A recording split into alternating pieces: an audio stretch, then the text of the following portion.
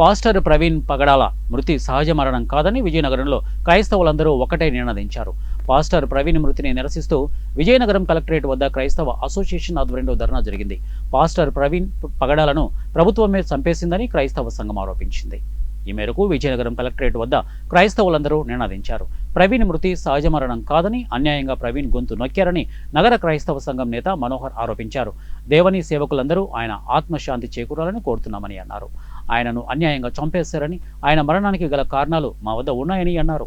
పారదర్శకంగా న్యాయం జరగాల్సి ఇక ప్రభుత్వం తక్షణమే స్పందించి నిజానిజాలు వెలికి తీయాలని డిమాండ్ చేశారు.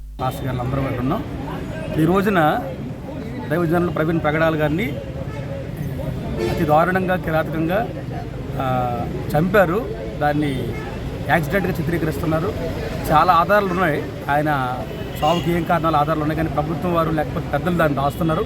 దయచేసి ప్రవీణ్ పగడాల గారు ఎంతోమందికి మేలు చేసినటువంటి వ్యక్తి, చాలా మంచి మనిషి.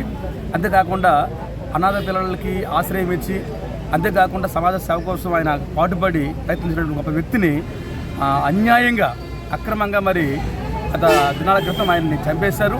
కాబట్టి దీని మీద టౌన్ పాస్టర్స్ ఫెలోషిప్ తరఫున మేము అందరం కూడా ప్రవీణ్ పగడాల గారి యొక్క మరణ వార్త విని ఆయన కుటుంబమునకు శాంతి చేకూరాలని మరి ఆ సంతాపం తెలియజేయడానికి మేము అందరం ఇక్కడికి వచ్చాం.